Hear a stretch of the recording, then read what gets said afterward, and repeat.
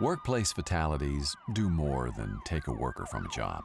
They create emptiness for a family that will often never be filled. But the effects don't stop there. Co-workers see a face disappear from the workplace forever. The absence is difficult to overcome for all who suffer from the loss. Safety supervisor came in the door, opened the door, and he motioned me to come over, and I came over, and he said, "No, get your stuff." I thought, uh-oh.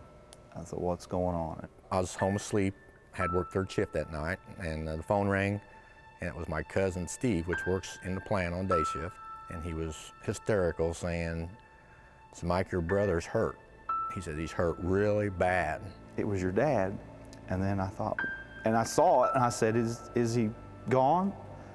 And he said, "No, he's not gone yet," but he said he was in a really bad accident at work, and we got to go.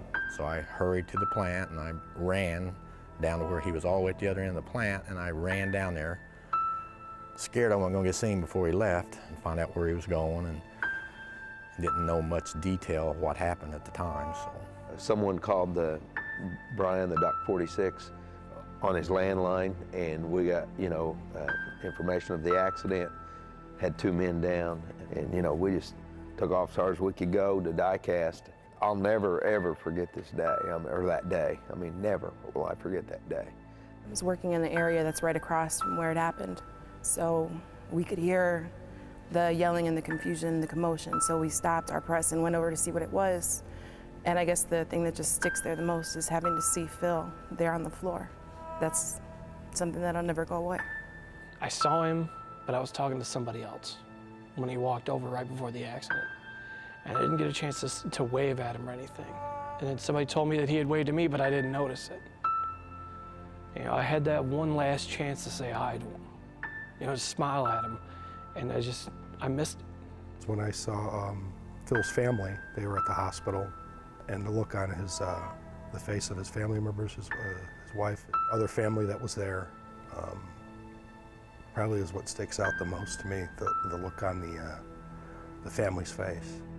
These are sad memories that speak of the pain all of us feel in the aftermath of tragedy. This is something that, as a plant manager, it's one of your biggest fears, is to get a call, like this. Having a tragic accident like this, though, and losing a member of the Parma family was very, very traumatic on the entire plant. Just to see the look on the faces of the other people in that area that had been working in that area, and you could just see the concern and how tragic it was to see something like that happen as they witnessed that. This is not supposed to happen. You're not supposed to go to work and die. It's not fair. You're trying to find reasons or answers. That day was a hard day. It really humbles you as an individual too. It lets you know that anything can happen, and in life, you just can't take anything for granted. You really don't think about it until something happens, and then it hits home. So it stopped everybody, had people reevaluate, and it hurt.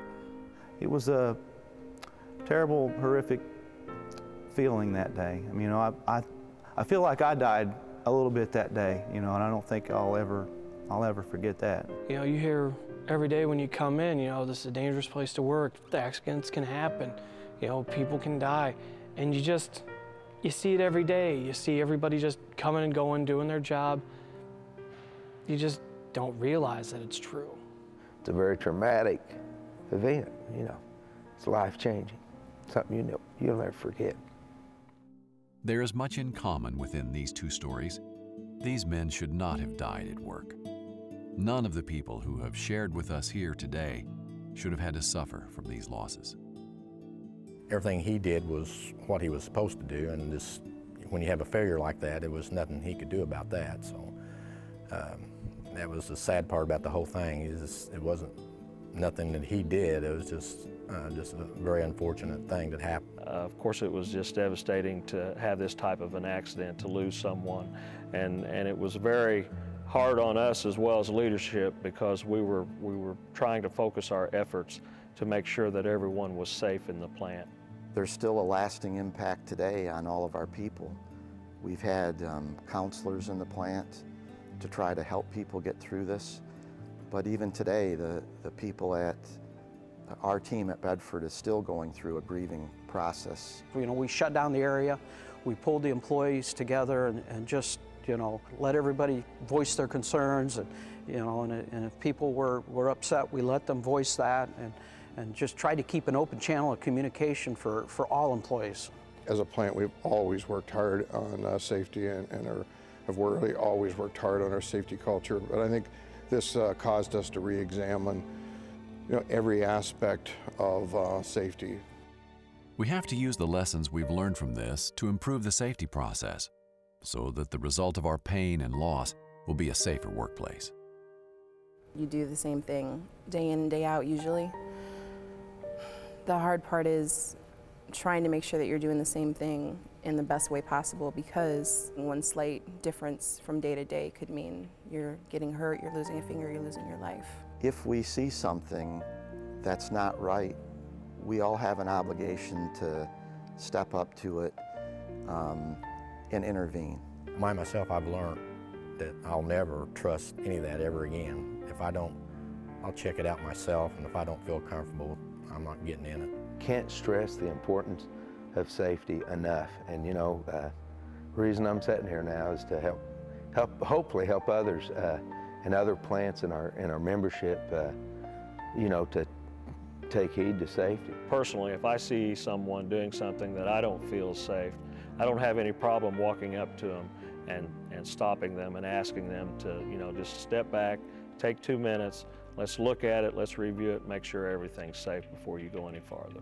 You have to, like, put yourself in position to be, you know, on your toes, constantly thinking, being aware of your surroundings. Am I doing this safe, or is it something I can do better to not do it in an unsafe manner? You can't be the guy that didn't say something. You can't be the guy when something does happen that says, you know, I could have said it. Rather they not talk to me forever than if they never have a chance to talk to me again. The whole personal responsibility is something that needs to be a culture change, because if that doesn't happen, then somebody else is going to be sitting in this chair next year, because you're going to have another fatality. The only way that we're going to truly have a safe workforce is if everyone, every day, in every action, takes the time to say, am I doing this safely? And is there something I can do to make the workplace safer, to make the job safer? And as I'm doing the job and as I go along, am I aware of all the things that could happen?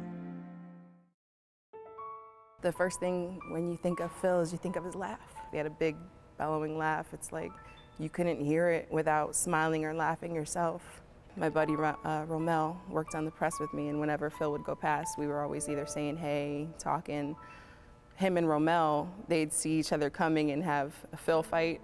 He'd come out, not an actual fight obviously, but kind of like swatting, and he'd start laughing. He looked like a big bear swatting something when he was fighting. And when we would talk about only good things, like he'd talk about his grandkids, or we'd talk about dogs because he had a bulldog. So he was just one of those very likable, good to be around people. He'd always say hello, he'd always wave. And it just kind of, it's people like that, you know, be it in your family or in your workplace, that inadvertently, from my perspective, just help you get through the day. Special events in his life, that's what we call them majors. I think he had 4 majors. One of his first majors of the year, let's go for the Big Ten tournament. That and the golf trip with the boys was a major. It didn't matter if we won or how we played. It was just, them wasn't the great memories. It was after the golf and stuff we did afterwards and before and stuff. It was just a great time. He taught me a lot about life, really, not just about being a good person, doing the right things. You know, we did a lot of stuff together. He wasn't just my dad, he was my best friend too. And as we got older, we became a lot closer. He was very much like an uncle. He, you know, 4th of July, Christmas, stop in and see him. And he was the one that got me my job at Parma. I wouldn't be where I am right now if he didn't give me that shot. I wouldn't have my house, I wouldn't have anything. There's a lot that I owe him. It's more than I can actually give more than I can give back. So